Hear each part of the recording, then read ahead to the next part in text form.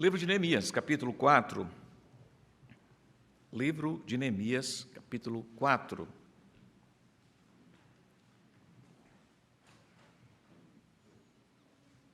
Diz assim a Bíblia, a palavra de Deus. Tendo Sambalate ouvido que edificávamos um muro, ardeu em ira e se indignou muito e escarneceu dos judeus. Então falou na presença de seus irmãos e do exército de Samaria e disse: que fazem estes fracos judeus? Permitir-se-lhe-á isso? Sacrificarão? Darão cabo da obra num só dia? Renascerão, acaso, dos montões de pó as pedras que foram queimadas? Estava com ele Tobias, o amonita, e disse: ainda que edifiquem, vindo uma raposa, derrubará o seu muro de pedra. Ouve, ó nosso Deus, pois estamos sendo desprezados. Caia o seu opróbrio sobre a cabeça deles, e faz que sejam um despojo numa terra de cativeiro. Não lhes encubras a iniquidade, e não se risque de diante de ti o seu pecado, pois te provocaram uma ira na presença dos que edificavam. Assim, edificamos um muro, e todo o muro se fechou até a metade de sua altura, porque o povo tinha ânimo para trabalhar. Mas, ouvindo Sambalate e Tobias, os arábios, os amonitas e os asdoditas, que a reparação dos muros de Jerusalém ia avante e que já se começavam a fechar-lhe as brechas, ficaram sobremodo irados. Ajuntaram-se todos de comum acordo para virem atacar Jerusalém e suscitar confusão ali. Porém, nós oramos ao nosso Deus e, como proteção, pusemos guarda contra eles de dia e de noite. Então disse Judá: já desfaleceram as forças dos carregadores, os escombros são muitos, de maneira que não podemos edificar o muro. Disseram, porém, os nossos inimigos: nada saberão disto, nem verão, até que entremos no meio deles e os matemos, assim faremos cessar a obra. Quando os judeus que habitavam na vizinhança deles 10 vezes nos disseram: de todos os lugares onde moram subirão contra nós. Então pus o povo por famílias, nos lugares baixos e abertos, por detrás do muro, com as suas espadas e as suas lanças e os seus arcos. Inspecionei, dispus-me e disse aos nobres, aos magistrados e ao resto do povo: não os temais. Lembrai-vos do Senhor, grande e temível, e pelejai pelos vossos irmãos, vossos filhos, vossas filhas, vossa mulher e vossa casa. E sucedeu que, ouvindo os nossos inimigos, que já o sabíamos, e que Deus tinha frustrado o desígnio deles, voltamos todos nós ao muro, cada um à sua obra. Daquele dia em diante, metade dos meus moços trabalhava na obra, e a outra metade empunhava lanças, escudos, arcos e couraças, e os chefes estavam por detrás de toda a casa de Judá. Os carregadores, que por si mesmos tomavam as cargas, cada um com uma das mãos fazia a obra e com a outra segurava a arma. Os edificadores, cada um trazia a sua espada, a cinta, e assim edificavam. O que tocava a trombeta estava junto de mim. Disse eu aos nobres, aos magistrados e ao resto do povo: grande e extensa é a obra, e nós estamos no muro muito separados, longe uns dos outros. No lugar em que ouvirdes o som da trombeta, para ali acorrei a ter conosco. O nosso Deus pelejará por nós. Assim trabalhávamos na obra, e metade empunhava as lanças desde o raiar do dia até ao sair das estrelas. Também, nesse mesmo tempo, disse eu ao povo: cada um com o seu moço fique em Jerusalém, para que de noite nos sirvam de guarda e de dia trabalhem. Nem eu, nem meus irmãos, nem meus moços, nem os homens da guarda que me seguiam, largávamos as nossas vestes. Cada um se deitava com as armas à sua direita. O seu comentário na carta de 1 Coríntios, capítulo 4, versículo 7, Calvino, falando sobre a igreja, colocou do seguinte modo: o Senhor nos colocou juntos na igreja e destinou cada um ao seu posto, de tal maneira que, sob a única cabeça, venhamos a nos auxiliar uns aos outros. Lembremos-nos também de que tão diferentes dons nos têm sido concedidos para podermos servir ao Senhor humilde e despretensiosamente e aplicar-nos ao avanço da glória daquele que nos tem dado tudo quanto temos. Calvino está falando da igreja e da igreja em missão, considerando o seu caráter de unidade. Os conceitos essenciais da igreja também são vistos no Antigo Testamento. A igreja não nasce no Novo Testamento, tão somente. A igreja já existia no Antigo Testamento. O princípio é que a igreja envolve o povo que se congregou em nome do Senhor Yahvé no Antigo Testamento.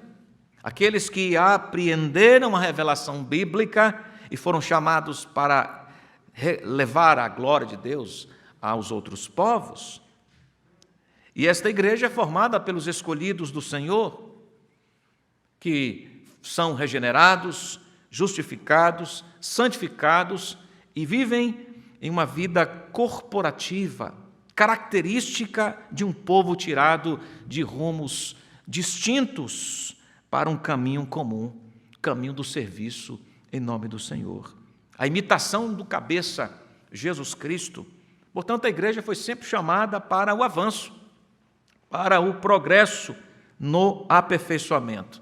E nós temos aqui, no livro de Neemias, a igreja do Antigo Testamento se deparando com uma necessidade de revitalização, de reconstrução, de avanço, na expressão da reconstrução dos muros físicos de Jerusalém. E no retorno à adoração no Templo de Jerusalém, que era o lugar da manifestação especial de Yahvé para aquele povo, para os povos circunvizinhos, para o mundo. Já falamos algumas vezes da importância de Jerusalém, do Templo de Jerusalém, na proclamação do nome de Deus no Antigo Testamento. E o contexto em Jerusalém, aqui na época de Neemias, era um contexto de lamentável colheita dos frutos da desobediência. Vocês sabem que esse povo foi levado para o cativeiro por causa da desobediência ao Senhor.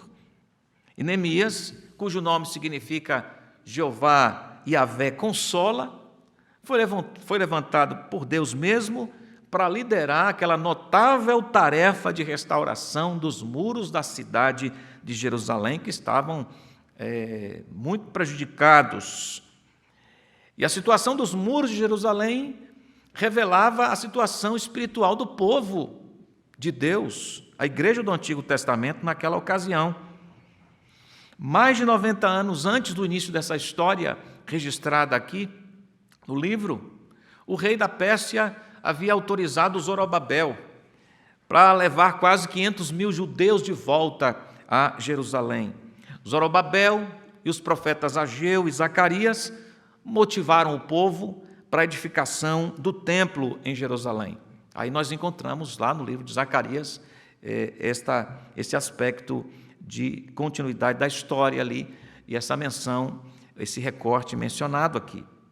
80 anos depois da volta de Zorobabel, Esdras conduz outro grupo de judeus retornando a Jerusalém, e tinha Esdras dois objetivos.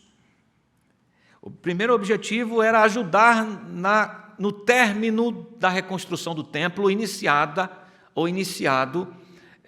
a obra iniciada por Zorobabel, por Zacarias, e agora, depois de quase 80 anos, Esdras conduz um outro grupo de retirantes para Jerusalém a fim de terminar aquilo que havia sido iniciado.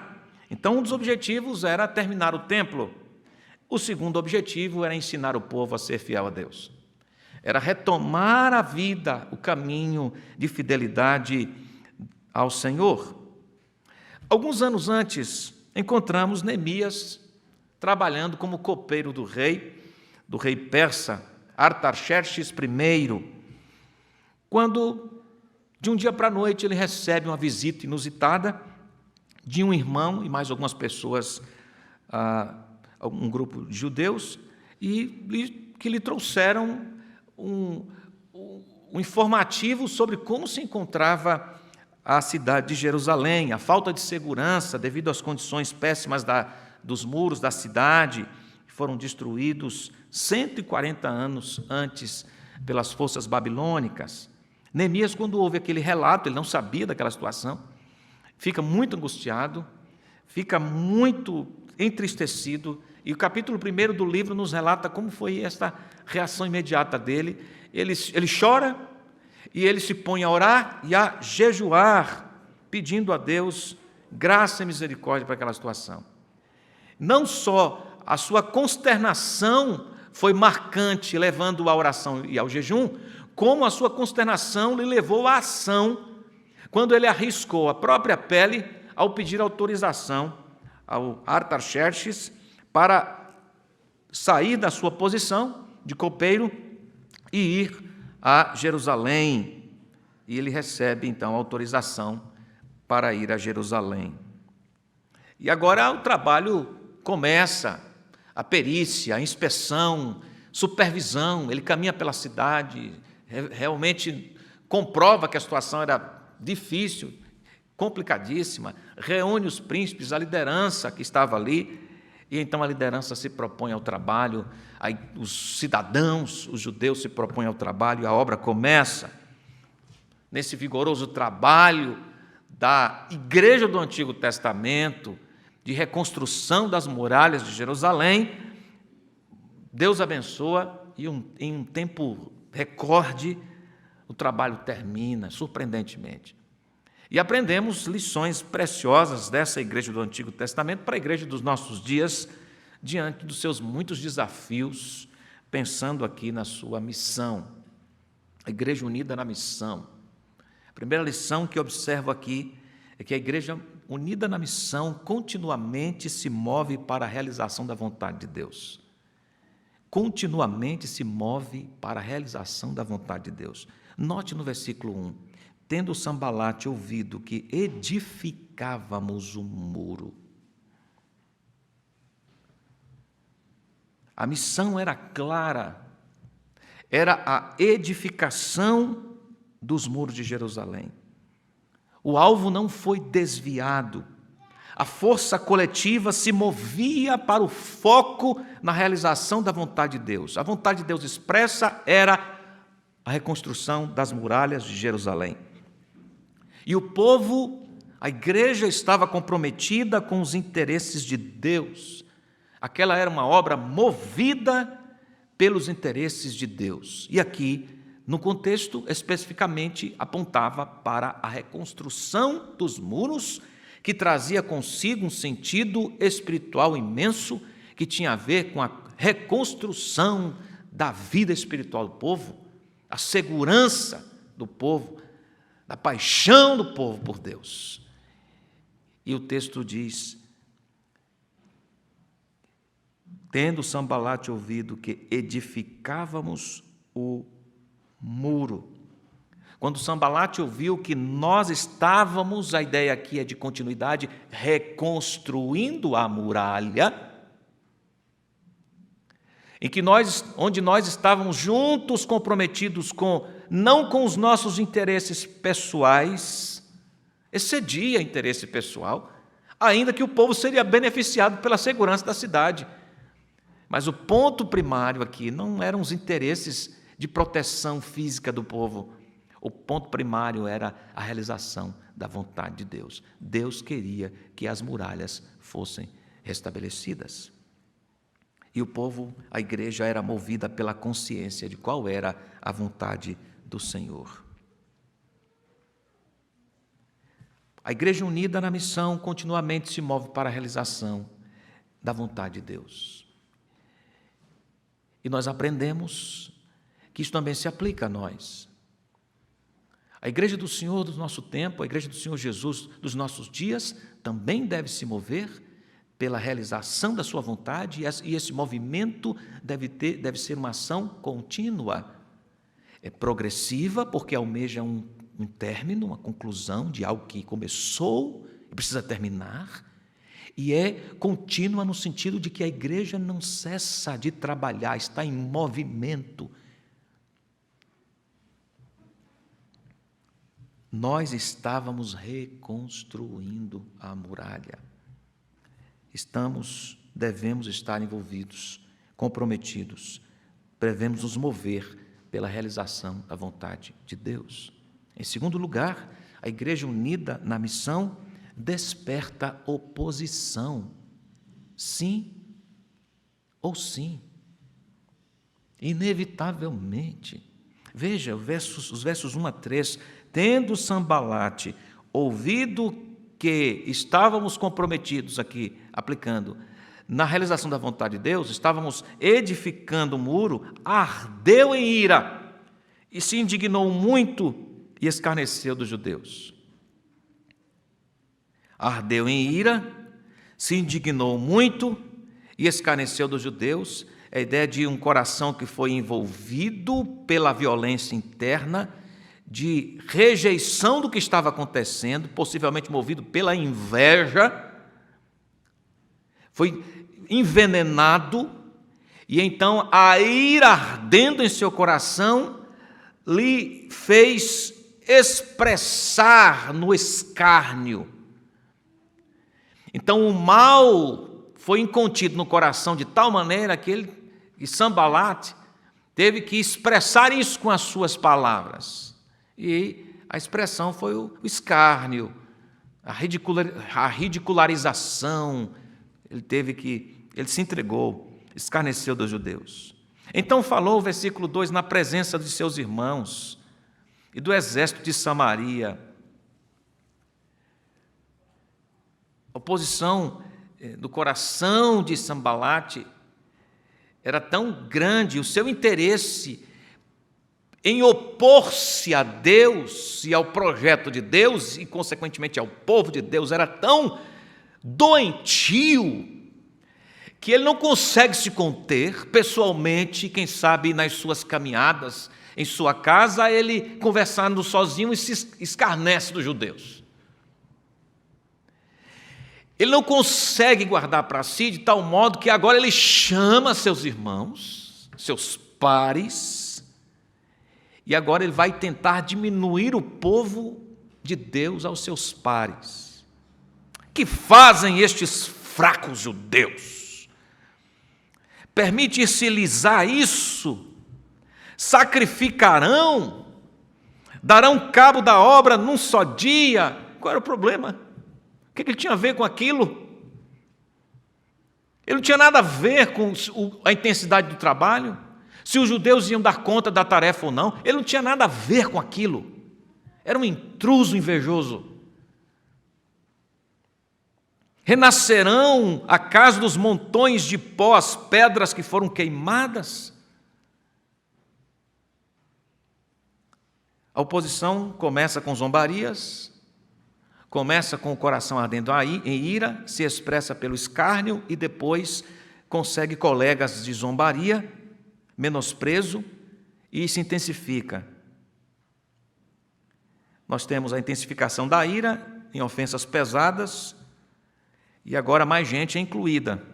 Estava com ele, versículo 3, Tobias, o amonita, e disse: ainda que edifiquem, vindo uma raposa, derribará o seu muro de pedra. Sanbalate, chamado de Sanbalate aqui, algumas versões trazem Sambalá, outras versões Sanbalate, chamado de Horonita, era natural de uma cidade chamada Bet-Horon, ficava uns 13 quilômetros de Jerusalém. Ele era governador de Samaria, Sambalate. E ele estava de olho no controle de Jerusalém, porque devido à posição estratégica, geográfica de Jerusalém, e porque Jerusalém era uma rota comercial importante para o Egito, para a Ásia Menor, para a Pérsia. Sambalate, com a reconstrução dos muros, se viu ameaçado de perder a possibilidade de conquistar suas ambições pessoais e dominar aquela rota. Então ele se revela furioso.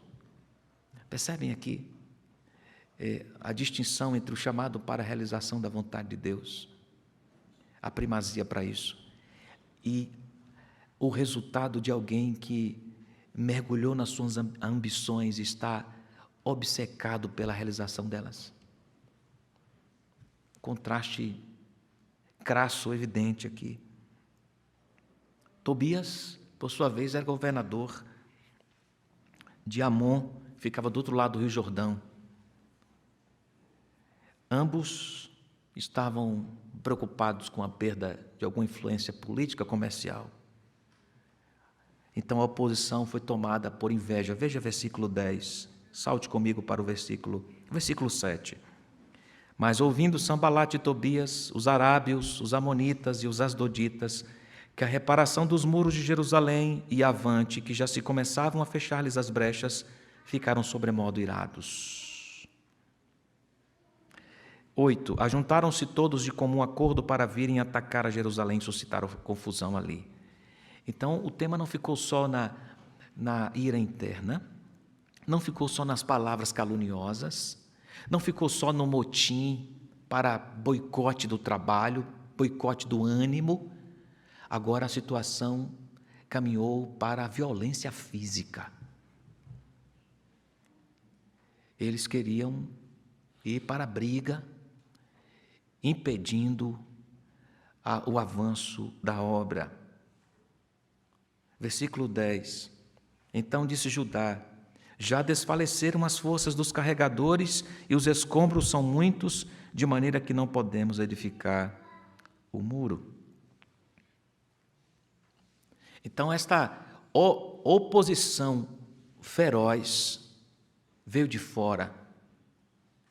E ela foi tão intensa que ela influenciou o ânimo dos que estavam dentro. Judá, por exemplo, já estava desanimado e já estava cedendo às ameaças de Sambalate, Tobias e companhia limitada. E agora a sua leitura é tergiversada, é desviada, é influenciada pelo parecer da oposição da obra de Deus. Olha a leitura que Judá faz. Olha, a gente já não tem mais força para nada. Quem carrega já não quer mais carregar. Tem muito trabalho para fazer. Quem não sabia disso quando iniciou o trabalho? Quem não sabia que o trabalho seria difícil? Mas agora Judá está influenciado pelas palavras caluniosas e pelo avanço da oposição. E não é assim também, muitas vezes, conosco, com a igreja dos nossos dias.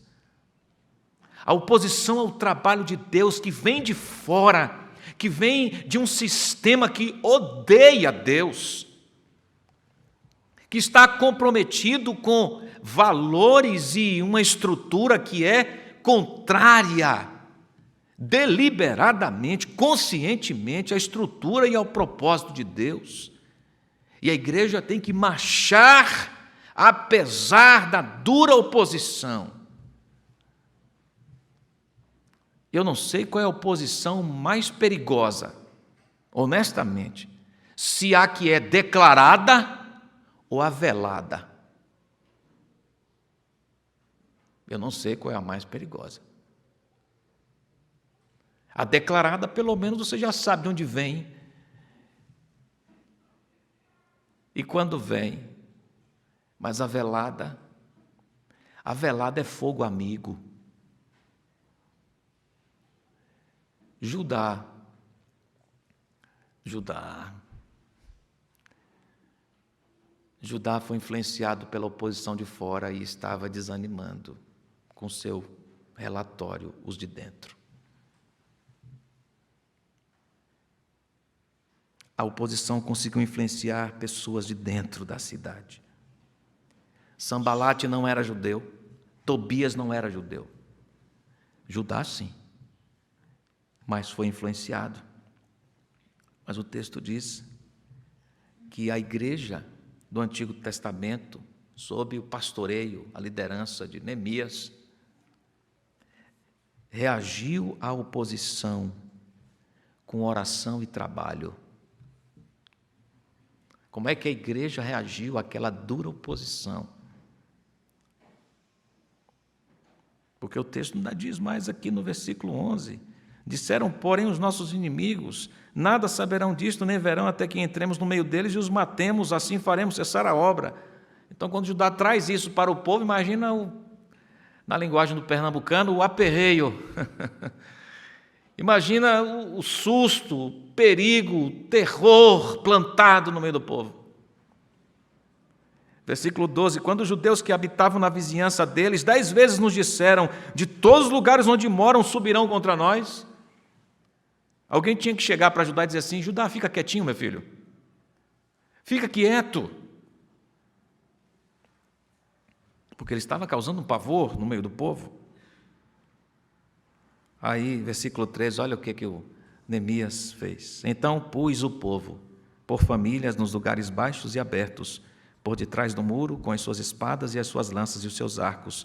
Inspecionei, dispus-me e disse aos nobres, aos magistrados e ao resto do povo, todo mundo estava envolvido aqui, não os temais, lembrai-vos do Senhor, grande e temível, e pelejai pelos vossos irmãos, vossos filhos, vossas filhas, vossa mulher e vossa casa. Neemias está dizendo, juntou todo o povo,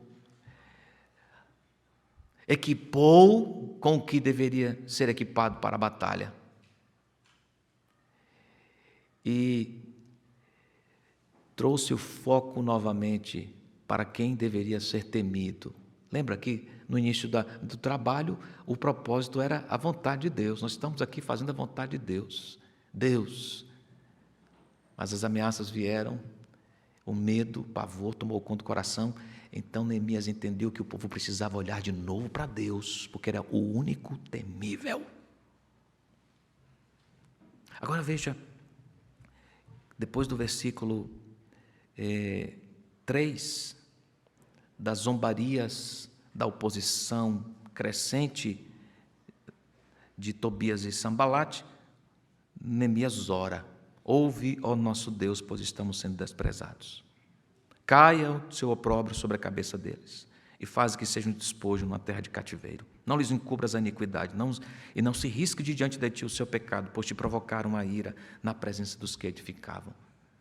A conclusão de Neemias aqui é que diante da oposição, a igreja responde orando com oração. E pela sua oração nós entendemos, mais uma vez, o reforço de que aquela obra representava a realização da vontade de Deus. Porque a conclusão da oração de Neemias aqui é, Senhor, eles te provocaram a ira. Falando contra nós, eles estão falando contra ti. E essa não é uma situação nova para nós que temos a revelação da igreja do Novo Testamento, não é verdade? Porque na igreja do Novo Testamento, que também foi perseguida, sofreu severa oposição, um homem perseguia a igreja muitíssimo, até que Deus o confrontou, e a declaração revelando de que quem fere a igreja do Senhor está tentando ferir o Senhor da igreja, foi Saulo, Saulo, por que me persegues? Aqui, mexer com o povo de Deus era mexer com o próprio Deus. Esta era a leitura de Neemias. E é a leitura da igreja do Antigo Testamento e é a leitura da igreja do Novo Testamento, reverberada na voz conclusiva do Senhor Jesus acerca dos atos impiedosos de Paulo, outrora Saulo. E é assim, porque a igreja do Senhor é a menina dos seus olhos. Mas esta igreja, a menina dos olhos do Senhor, não cessa de enfrentar oposição.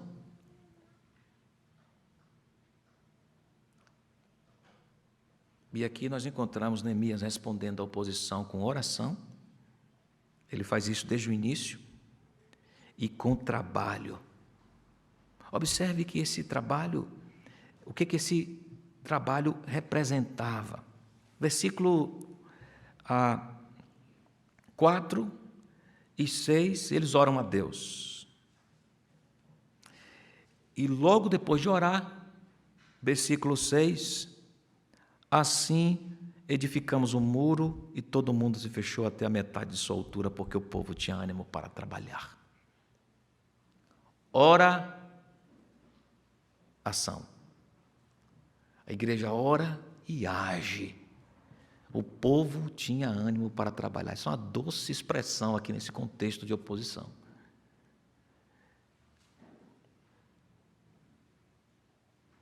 Versículo 6, nós oramos ao nosso Deus, oração, e como proteção, trabalho, pusemos guarda contra eles de dia e de noite. Oração e ação. Versículo 9, então pus o povo por famílias nos lugares baixos e abertos por detrás da muralha, com suas espadas, as suas lanças, etc, etc, etc. Quando os inimigos ouviram que nós estávamos preparados, que nós havíamos descoberto os planos deles, o inimigo recuou e nós fomos deitar na rede com sandálias havaianas, esperando, desfrutando da maravilha de comer um bobó de camarão. Nada disso, gente. Não teve bobó de camarão, coisa nenhuma. Nós voltamos para o trabalho na muralha. Se tivesse bobó de camarão, eles tinham comido, porque a coisa é boa demais. Mas não é o ponto aqui. O ponto aqui é que o trabalho chamava por eles. Nós voltamos. Quando os nossos inimigos ouviram que nós já sabíamos disso e que Deus tinha frustrado o plano deles, voltamos todos para a muralha, cada um a sua obra. Era cada um por todos, não por si. Essa aqui é a implicação do trabalho na expressão da unidade da igreja. Importantíssima expressão. Cada um por todos. Daquele dia em diante, metade dos meus homens trabalhava na obra e a outra metade empunhava lanças. Vigilância. Estamos preparados. Escudos, arcos e couraças, e os chefes estavam por trás de toda a casa de Judá que reconstruía a muralha. Os carregadores por si mesmos tomavam as cargas. Lembra que eram aqueles que estavam cansados, os carregadores, esgotados? Olha como eles estão trabalhando agora. Cada um por si mesmos tomava as cargas, cada um com uma das mãos fazia a obra e com a outra mão segurava a arma. E cada um trabalhando no seu setor, visando o todo. Os construtores, cada um trazia a sua espada na cintura enquanto construíam. O que tocava a trombeta estava ao meu lado. E aqui a estratégia de liderança. Pura estratégia, não? Direcionamento de Deus. Porque Neemias percebeu que o povo está muito espalhado. Então precisava de um sinal sonoro para o toque do sinal o povo caminhar na mesma direção, obedecendo o mesmo chamado. Não era cada um para uma direção. Eles estavam separados, concentrados na reconstrução dos muros, mas eles tinham direcionamento, a consciência de que estavam cada um por todos. Esse sinal da trombeta era o direcionamento de que eles eram unidos no mesmo propósito. Quando eu tocar, quando essa pessoa que está ao meu lado tocar a trombeta, todos nos ajuntaremos. O soar da trombeta era lembrança de que aquela não era uma causa particular, não era um trabalho individual, era uma causa coletiva, apontando para a glória de Deus. É assim a igreja do nosso tempo também. A igreja responde à oposição orando e agindo. Quanto mais levanta a oposição, mais nós trabalhamos. Quanto mais se levanta a oposição, mais nós vamos orar. Nós não podemos perder tempo com outro tipo de ação, a não ser orando e fazendo a vontade de Deus. Trabalho aqui é fazer a vontade de Deus, tá? Nós oramos e fazemos a vontade de Deus. E fazemos isto cada um por todos, pensando no outro. Lembra que um ponto importante, não está explícito isto no texto, mas parece ser um nascedouro de uma ação horrorosa de Sanbalat e Tobias, é o tema da inveja. Enquanto o mundo tem extrema dificuldade em alegrar-se com a vitória do outro, na igreja isso não deveria ser assim. Porque cada um trabalha por todos e a vitória de um é a conquista de todos. Unidade significa que se você sofre, eu também vou sofrer. Se você ganha, eu também vou ganhar. Se você se alegra, eu também vou me alegrar. E a igreja é unida na missão. E a unidade não foi um negócio que nós criamos. Vamos sentar aqui, escrever um projeto aqui, promovendo, criando, inventando a unidade. Não foi nós que criamos isso, não. A unidade custou um preço altíssimo. A unidade decorre da obra de Cristo Jesus, entregando a sua vida para unir bárbaros, citas, judeus, gentios, livres, escravos, de modo que temos a mesma fé, somos unidos no mesmo corpo, um só batismo, uma só fé, um só amor. Então, conscientes disto, nós trabalhamos, respondendo à oposição, orando e agindo, fazendo a vontade de Deus. E a vontade de Deus não é a realização dos meus planos pessoais, sem considerar se esses planos pessoais estão condizentes com os planos de Deus. Então não serão pessoais mais, serão planos coletivos, será um plano coletivo, será o plano da igreja. E é assim na nossa vida. Até nos nossos propósitos particulares de uma conquista particular em algum caminho, em algum empreendimento no qual estamos envolvidos, alguma formação específica, até nesses particulares projetos, o fundo, o pano maior, o fundamento, a esteira deles é a glória de Deus, a realização da vontade de Deus, e é o entendimento da busca pela melhor maneira de realizar a obra de Deus juntos. Isso é maravilhoso, maravilhoso. Maravilhoso. A igreja unida na missão entende o envolvimento de cada um para todos. E o texto diz que eles terminaram a obra, cada um fazia o seu trabalho, estavam juntos, e aí trabalhavam 21 na obra, havia gente para defender, gente para vigiar, gente para preparar a argamassa, gente para levantar peso, gente para trazer o cafezinho. Havia gente unida para o trabalho.